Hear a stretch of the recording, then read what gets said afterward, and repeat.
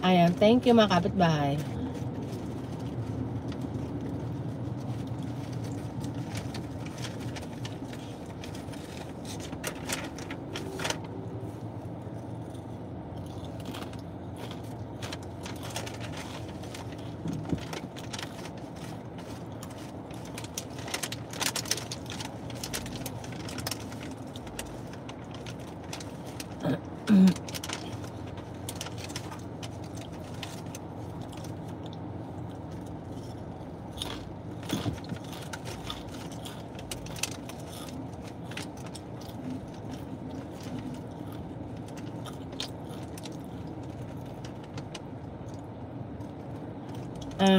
Kagawat, egg and sinangag. Okay yan, kumain ka lang dyan.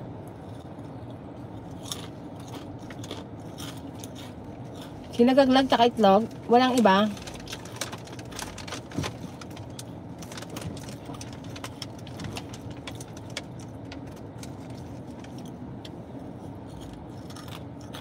Walang Shanghai.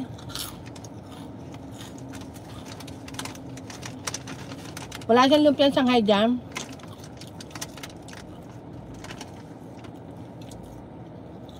Wala eh, Sabi mo kay ate, sabi mo sa kanya, parinig mo yung sinasabi ko. Ano ba pangalan niya ni ate? Ni nanay? Nanay ba yan? Paharap mo sa kanya yung camera. Ano pangalan niya?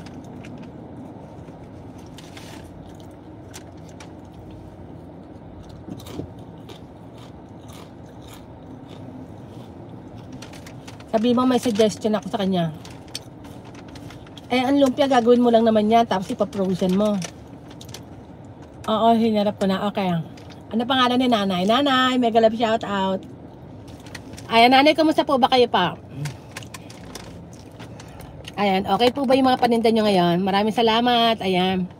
Suggestion ko lang po, nanay, magawa ka ng lumpia, yung frozen. Fresh made.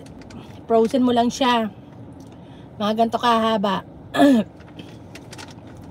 So sa umaga, bukod sa itlog, merong choices ang mga customer mo, yung lumpia, Shanghai, o di ba?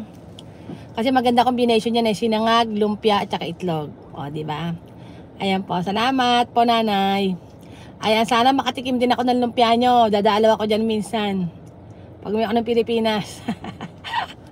Sabihin ko, ano pa yung tindahan ni nanay? Makatikim ka ng lumpiang Shanghai, tsaka itlog, tsaka sinangag. O, diba? You eating like ayan. Oo, hinarap. Hello, HJD, hybrid. Ayan, thank you po nanay. Ingat pa kayo. Ayan pa. Ayan, good luck po sa inyong mga paninda. O, diba? Ano sabi ni nanay? Ayan.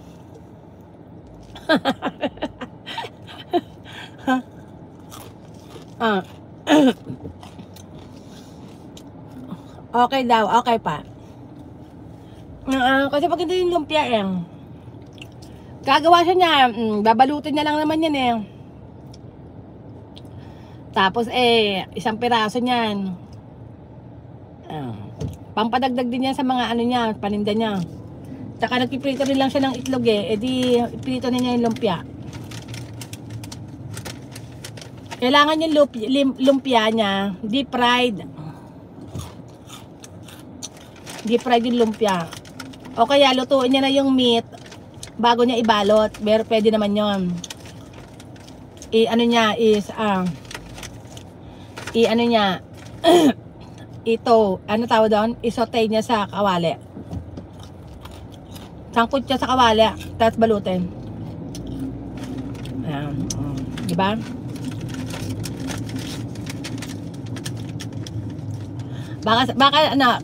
Baka sabihin ni nanay, pakialamera ako. Sabi nanay, pakialamera yung si kapitbahay USA. Hindi ko pa nanoorin mga video niya.